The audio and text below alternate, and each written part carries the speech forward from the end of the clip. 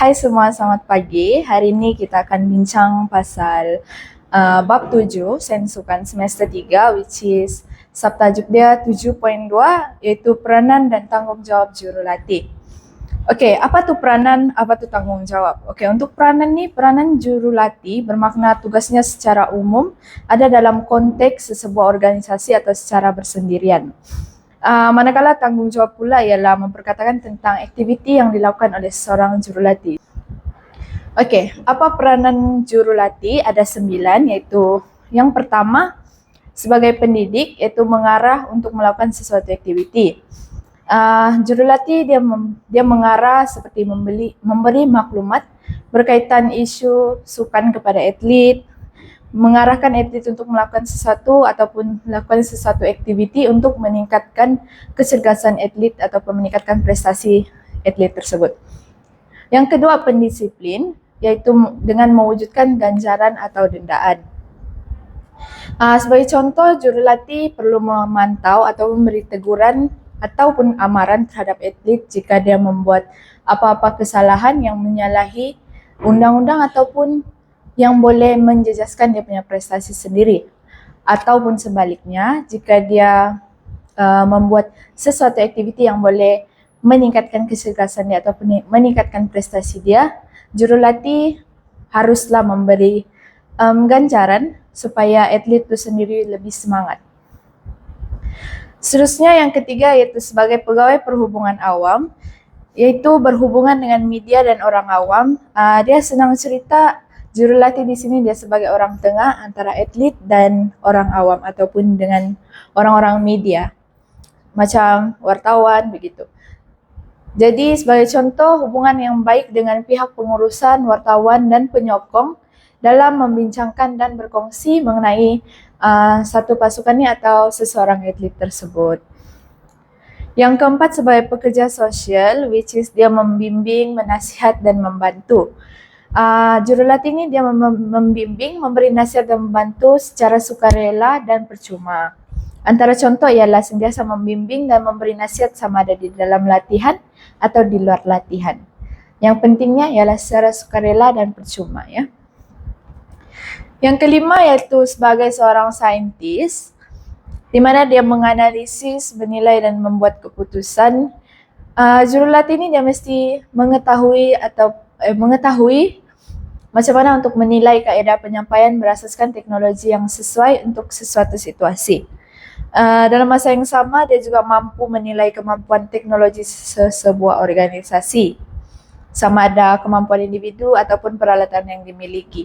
Dalam konteks ni, jurulatih dia mesti up to date lah.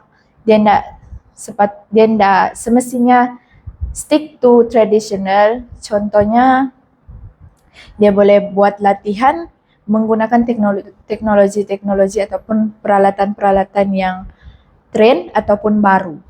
Begitu. Yang keenam, sebagai pelajar, jurulatih mendengar, mempelajari dan berfikir untuk kebaikan. Dia common lah, jurulatih ni dia mesti tahu info-info semasa sukan. Dia mesti belajar tentang macam mana dia mesti membaca, mengulang kaji atau membuat kajian ataupun menghadiri kursus-kursus untuk mendalami lagi ilmu sukan untuk meningkatkan prestasi dia dan meningkatkan prestasi atlet dia sendiri untuk mencapai prestasi yang lebih tinggi lah. Yang ketujuh iaitu sebagai rakan, memberi ruang dan masa untuk mengeratkan hubungan antara jurulatih dengan atlet sendiri, di mana dia memberi ruang kepada atlet untuk meluahkan perasaan dan masalah, dan melalui perbuatan ini, hubungan antara jurulatih dan atlet akan semakin akrab dan dia boleh meningkatkan lagi motivasi atlet tersebut. Okey, yang ke-8 iaitu sebagai pembimbing cara ataupun sebagai penunjuk cara, di mana jurulatih bertindak sebagai pembimbing yang membantu individu-individu dalam organisasi untuk mengenal pasti sasaran dan objektif yang perlu mereka capai dan membantu atlet itu mencari jalan memperbaiki kemahiran teknik, memberikan sokongan dan galakan berterusan. Pembimbing cara ni dia lebih kepada dia push to atlet ataupun dia cari jalan lah untuk atlet tu meningkatkan prestasinya ataupun meningkatkan lagi motivasi dia dalam bersukan. Oke, untuk tanggung jawab pula yaitu kita ada 7 tanggung jawab jurulatih. Yang pertama menyediakan program latihan. Jurulatih menepati kesesuaian sesebuah organisasi dan keperluan yang bersifat relatif. Jurulatih ini dia mesti membuat program latihan yang sesuai dengan atlet dia itu sendiri. Membuat analisis dan menyediakan reka bentuk latihan dapat membantu secara langsung memajukan prestasi atlet itu tersendiri. Yang kedua yaitu jurulatih bertanggung jawab untuk membuat pemilihan pemain. Terdapat perbezaan ketara antara pemain yang baik dengan kurang baik, ataupun pemilihan pemain yang kurang sesuai akan mengakibatkan pembentukan atau pasukan yang lemah. Oke, proses pemilihan pemain ini ada 2 proses, yaitu pemilihan objektif dan pemilihan subjektif. Untuk yang pertama, pemilihan objektif ya dinilai dari segi kecerdasan atlet itu, ketinggian atlet itu, umur atlet itu. Sebagai contoh, kalau seorang jurulatih itu dia nampak satu orang nih dia tinggi, kurus-kurus, tangkas. Dia ngam untuk sukan volleyball. Volleyball satu, basketball. Dia nampak dari physical. Senang cerita dia tengok pemilihan objektif nih, dia tengok dari physical seseorang tuh. Oke, untuk pemilihan subjektif nih dia buat perhatian terhadap sifat ataupun kepribadian seseorang tuh. Dia macam ada seorang individu nih pergi ke tempat dia dan jurulatih ini nampak yang dia ni ada semangat untuk bersukan. Dia ada semangat untuk dia sanggup berkorban. Dan dia ada semangat untuk menang. Jadi jurulatih ini dia nampak macam dia ni ada semangat. Bagus dia bilang. Dia kalau begini dia ada effort untuk menang. Biarpun dia punya physical tidak pun seberapa, tapi semangat tu yang kita mau. Itulah pemilihan subjektif.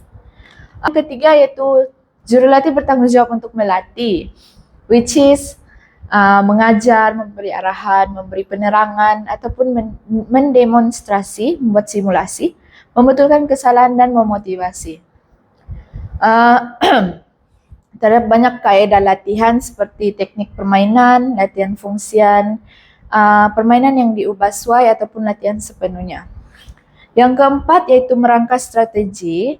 Jurulatih mesti mengkaji latar belakang atlet, siapa atlet itu ataupun apa rancangan permainan untuk atlet itu, di mana, bila ataupun teknik yang bersesuaian untuk mengajar atlet itu, bagaimana teknik kemahiran yang sesuai ngam untuk atlet itu sendiri, ataupun supaya atlet itu senang untuk meningkatkan prestasi dengan lebih cepatlah.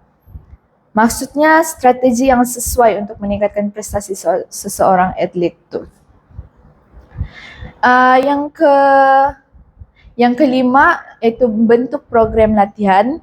Terdapat 2 bentuk program latihan, yaitu program latihan jangka pendek dan program latihan jangka panjang. Program latihan jangka pendek ni kurang daripada 2 tahun.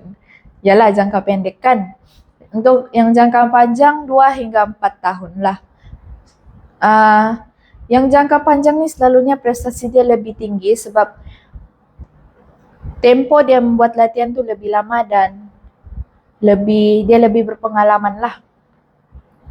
Seterusnya menguji dan merangkap program pembangunan sukan, yaitu dengan memberi penekanan pada beberapa aspek seperti teknik permainan, kemahiran sukan, teknik permainan, pelaziman dari segi fisikal, fisiologi dan psikologi, dan pengetahuan permainan termasuk undang-undang permainan juga.